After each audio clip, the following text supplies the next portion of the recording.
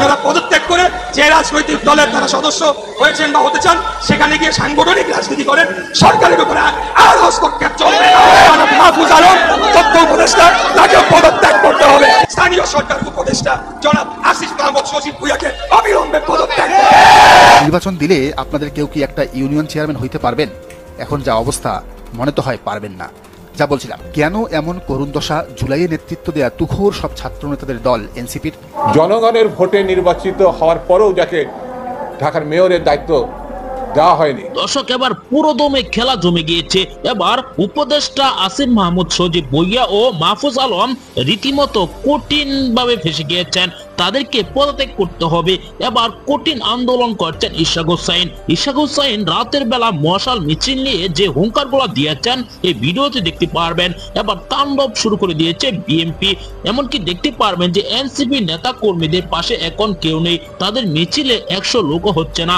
দর্শক, না টেনে দেখতে থাকুন, একটি লাইক করে আমার সাথেই থাকুন।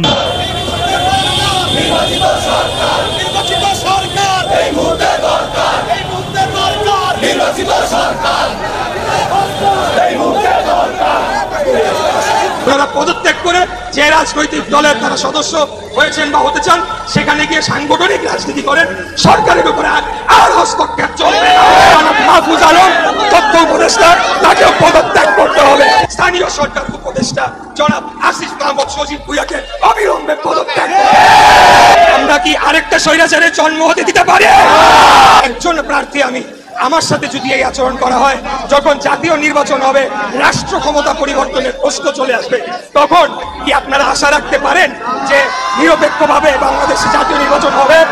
সরকারের ভেতর থেকে বিচার বিভাগের উপরে হস্তক্ষেপ করা হয়েছে, নির্বাচন কমিশনকে এক প্রকার জিম্মি করার চেষ্টা করা আজকে হয়েছে, আপনারা দেখেছেন। এই যে আমার ঘটনাটি নিয়ে আমরা যেটি দেখতে পেলাম যে সরকারের ভেতর থেকে বিচার বিভাগের উপরে হস্তক্ষেপ করা হয়েছে রায় প্রদানের সময়, নির্বাচন কমিশনকে এক প্রকার জিম্মি করার চেষ্টা করা আজকে হয়েছে, আপনারা দেখেছেন। এবং পুরা সম্পূর্ণ ব্যুরোক্রেসি তারা নিয়ন্ত্রণ করছে।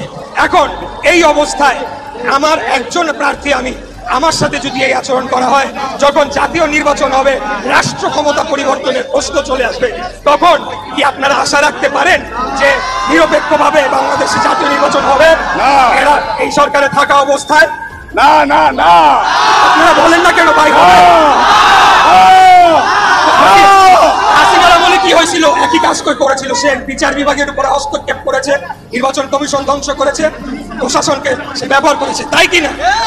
আমরা কি আরেকটা স্বৈরাচারের জন্ম হতে দিতে পারি? আরেকটা স্বৈরাচারের জন্ম এই বাংলাদেশের মাটিতে আমরা হতে দেব ইনশাআল্লাহ। আর যদি হয় হাসিনার যে পরিণতি হয়েছে, 17 বছর আমরা যেভাবে রক্ত ঘাম জীবন এক করে জীবন দিয়ে খুন হয়ে মামলাকে জেল কেটে নির্যাতিত হয়ে খুনি হাসিনার পলায়নের প্রেক্ষাপট রচনা করেছিলাম, আমরা যে কোনো স্বৈরাচারকে যে কোনো সময় উচিত জবাব দেওয়ার জন্য প্রস্তুত রয়েছি। এখানে আবারও বলছি, কোনো মেয়রের বিষয়টা কোনো কিচ্ছু বুঝি না। এখানে আমাদের রাষ্ট্রের যে মৌলিক রাষ্ট্র ব্যবস্থা সেটার প্রশ্ন চলে আসছে, এবং এই কর্মকাণ্ডের মধ্যে দিয়ে এই উপদেষ্টা যারা এটার মধ্যে জড়িত, সরকারের উদ্দেশ্য নির্দেশ ছাড়া তো অবশ্যই এই পর্যন্ত এটা আসতো না। উদ্দেশ্য সম্পর্কে আমরা জনগণের সামনে আজকে উন্মোচন করে দিলাম। এরা কিভাবে সংশোধন করবে, কিভাবে তারা তাদের নিরপেক্ষতা ফিরে পাবে, সেটা তাদেরকে সেই পদক্ষেপটা নিতে হবে। এবং আমি ব্যক্তিগতভাবে মনে করি তার প্রথম কাজটি হচ্ছে স্থানীয় সরকার উপদেষ্টা জনাব আসিফ মাহমুদ সজীব ভুঁইয়াকে অবিলম্বে পদত্যাগ। পাখির চোখে এই ছবিটা দেখুন, ড্রোন দিয়ে তোলা। হ্যাঁ, ঠিকই ধরেছেন। রাজধানীর আগারগাঁও এলাকায় ইলেকশন কমিশনের সামনে জাতীয় নাগরিক পার্টির বিক্ষোভের ছবি এটি। কতজন হতে পারে এখানে? 80, 90, 100, এর চেয়ে বেশি নয় অন্তত। তাও সেখানে আবার সাংবাদিকরাও আছেন। মানে সর্বসাকুল্যে যদি ধরি 100 জনের বেশি নয়। কিন্তু এমনটা কি হবার কথা ছিল? এক বাক্যে সবাই বলবেন না, কারণ তাদের ডাকে তো জুলাইয়ে লাখ লাখ লোক মাঠে নেমেছে। রাজুতে এক ডাকেই 10,000 লোক আনছেন এনসিপির হাসনাত আব্দুল্লাহ, কিংবা সবশেষ যমুনা আর শাহবাগে লীগ নিষিদ্ধের দাবিতে হওয়া ছবিগুলোই দেখুন না, হাজার হাজার মানুষ। কিন্তু ভাগ্যের কি নির্মম পরিহাস, দুদিন ধরে ব্যাপক হাকডাক করে পুরো ঢাকাবাসীকে সংবাদ সম্মেলন করে ডেকেও এমন একটা জনপ্রিয় দাবিতে লোক মাত্র 100। এই 100 লোক নিয়ে আবার আপনারা দাবি জানাইতে গেছেন গোটা ইলেকশন কমিশনের পদত্যাগের সাথে স্থানীয় সরকার নির্বাচনের। নির্বাচন দিলে আপনাদের কেউ কি একটা ইউনিয়ন চেয়ারম্যান হইতে পারবেন? এখন যা অবস্থা মনে তো হয় পারবেন না। শেষে লজ্জায় মুখ দেখানোটাই দায় হয়ে যাবে।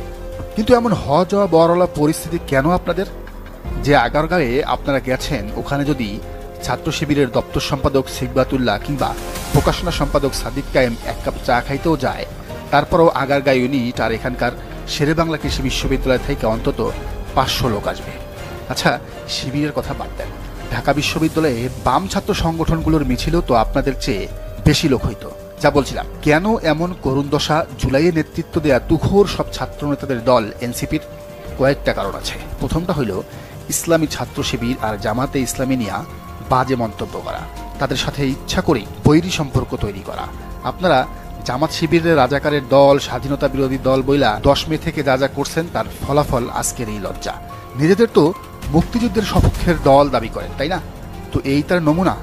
আপনাদের যে বিএনপির দুদু সাহেব কইছে মুইতা দিলে সাগরে গিয়ে পড়বেন, এমনি তো কয় নাই, কারণ সে জানে এদের সাথে জামাত শিবিরের লোকজন না থাকলে এরা আসলে খড়কুটো, এদের উড়িয়ে দেয়া কোনো ব্যাপারই না।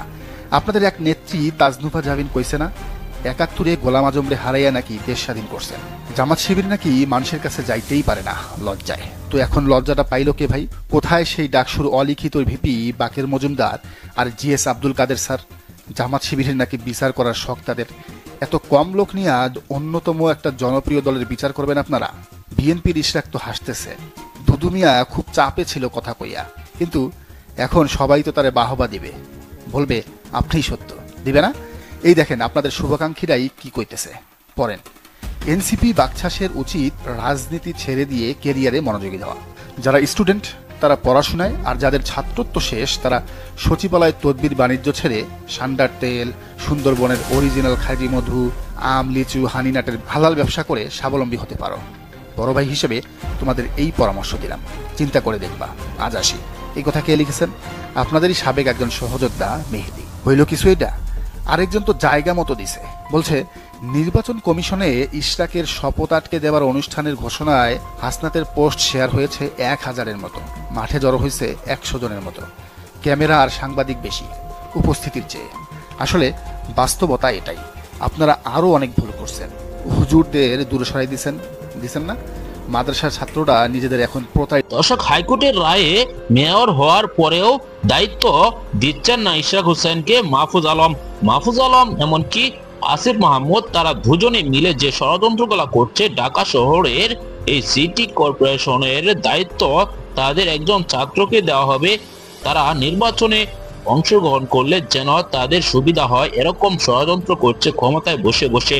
তাদের এই ষড়যন্ত্র ধরে ফেলেছে বিএনপি এখন তাদেরকে রুখে দেওয়ার জন্য কঠিন আন্দোলন করছে।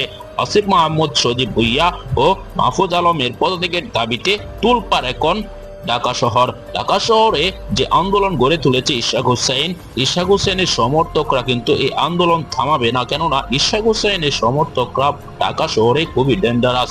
তাদের কিছুতেই থামানো যাবে না তাদের এই দাবি পূরণ না হওয়া পর্যন্ত।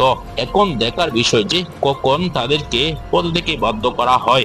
দর্শক, শাহরিজ আলম, হাসনাত আব্দুল্লাহ তারা এখন যে কোনো সমাবেশ করলে 100 লোক হচ্ছে না, কেননা জামাত শিবিরের বিরোধিতা করেছে তারা।